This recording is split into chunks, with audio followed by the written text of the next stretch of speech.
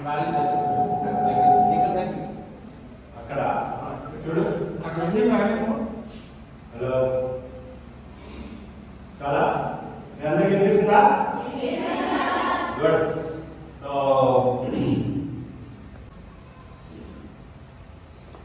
మీ అందరినీ ఒకసారి ముఖాలు చూస్తే అర్థమైంది ఏంటంటే మీకు అందరినీ ఎంతో ప్రేయర్ చేస్తే మనం అందరం కలిసి చేస్తాం, విజయాలు వస్తాయి. నన్ను పొందాలండి నేను చెప్పిన వెంటనే మీరు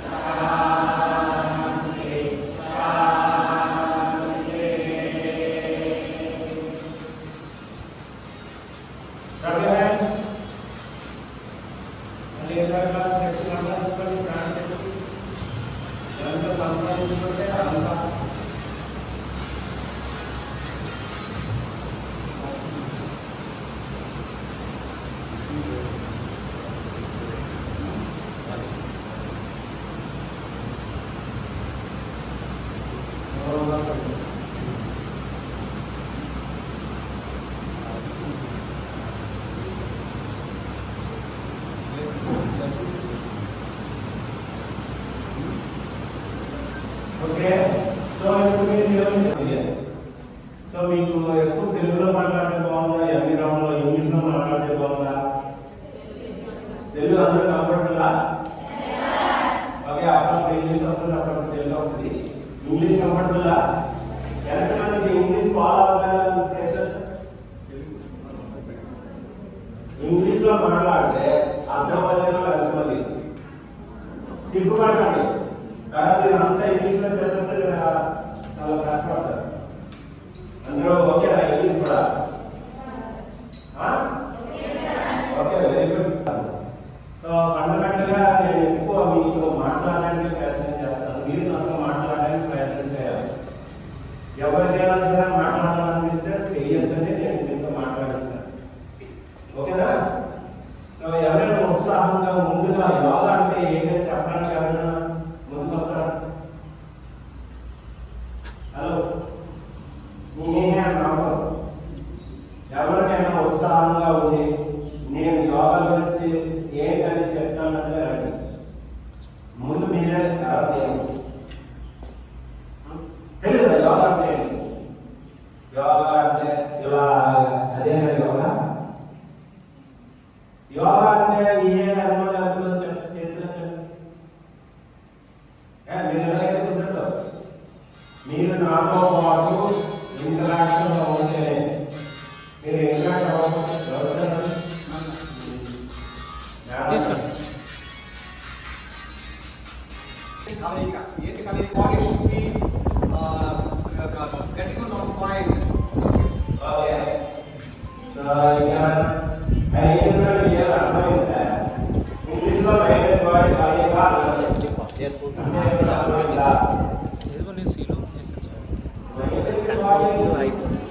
పాత నైట్ కూడా తెప్పించు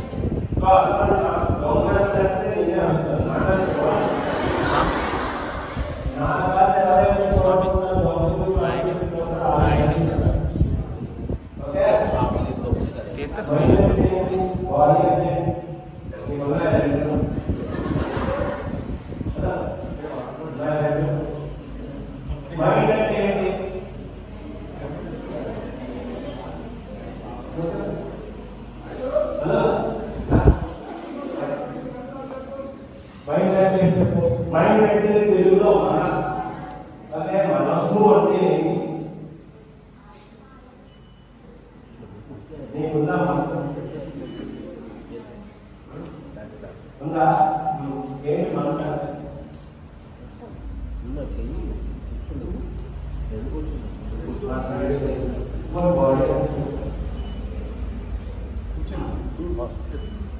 మీరందరూ కొంచెం ఎలక్ట్గా ఉండకపోతే మీకు ఇదంతా గాలిలో వెళ్ళిపోవచ్చు. నేను ఆ ఒప్పుకోను. మీకు అర్థమైతే అందరికీ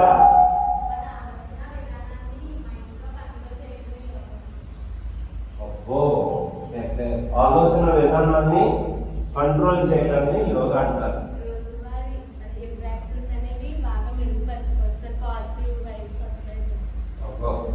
చాలా చెప్పిస్తుంది. కొంచెం చేస్తున్నావా? చెప్పు, ఏం చేస్తున్నావు? ఎలా చేస్తున్నావు? Okay, meditation. అందుకని ఇప్పుడు మనసు గురించి అలా చెప్తుంది.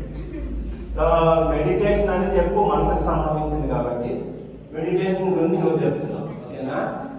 Very good. సో ఇప్పుడు ఈ మైక్ మీరు వచ్చి ఎవరికైనా ఒక మైక్ పట్టుకొని ఎవరో ఉండాలి. నేను పాస్ ఆన్ చేయమంటే వాళ్ళకి మైక్ ఇవ్వాలి. ఎవరో వాలంటీర్ చేస్తారు. Very good. సో దేహం మనసు ఈ రెండు వేరే ఒకటా? రెండు ఒకటే అయితే రెండు అక్షరాలు ఎందుకు? రెండు ఒకటే అయితే రెండింటి కింద మనం ఎందుకు మాట్లాడతాం?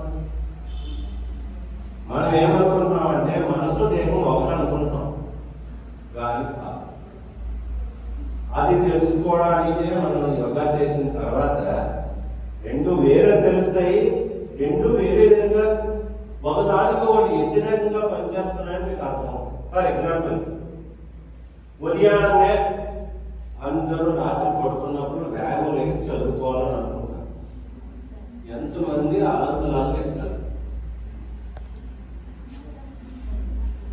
ఎంతమంది లేచిపోయి నేను రాత్రి అనుకున్నట్టు నేను ఇవాళ లేచిపోయాను, చదువుకుంటున్నాను, లేదు మార్కులు నాకు అందరికంటే ఎంబీబీఎస్ సీట్ రావాలి అని కోచింగ్ తీసుకొని అన్నీ తీసిన తర్వాత ఎందుకు మీకు సీట్ రాదు? మనసులోని ఆలోచన అది. కానీ మనం చేసిన పద్ధతిలో ఏమాత్రం తేడా ఉంటే మనకి రిజల్ట్ సరిగ్గా రాదు. అనుకునేది మీకు రాకపోవడానికి కారణం మీ మనసు దేహం ఒక్కలాగా పనిచేయడం లేదు. ఈ పాట మీకు అర్థమైందా?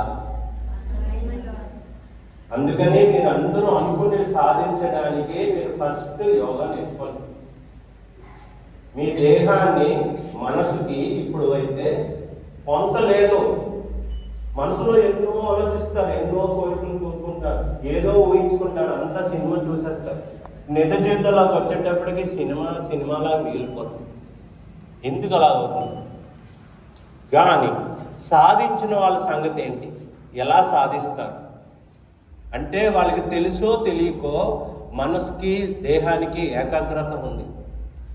ఏకాగ్రత అనే అక్షరం తెలుస్తుంది కదా, అంటే దాని అర్థం ఏంటి? రెండు కలిపి ఒకలాగా అయితే అది ఏకాగ్రత. ఏక అంటే ఒకటి. మీకు అర్థమవుతుందా? సో ఏదైనా సాధించాలన్నా, ఏం చెయ్యాలన్నా మనకి మనసు దేహం ఒక్కలాగా పనిచేయాలంటే యోగా. దాంట్లో యోగం అంటేనే అది. ఇందాక ఎంబీరామ్ చెప్పినట్టు యోగం అంటేనే మనసు దేహం కలయిక. కానీ మనకి చాలా మందికి మనసు ఉందనే తెలియదు. దేహమే మనసు అనుకుంటున్నాం, రెండు ఒకటి అనుకుంటున్నాం. ఇలా అనుకుంటే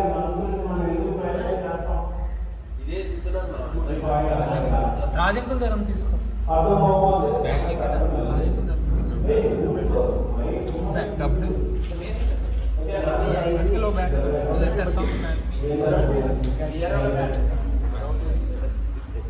ఇలాగే ఉంటుంది క్లాస్ అంతా. ఎవరంటే ఆ చెప్పడానికి ఎంతో ఉంటే మీకు ఇదంతా దొరకదు. అప్పుడు ఓకే సార్. అవునా కాదా? దానికి ఒక రకమైన ఉత్సాహం ఉండాలి. సో మనకి యాక్చువల్ గా యోగా చేస్తున్న కొద్ది సైంటిఫిక్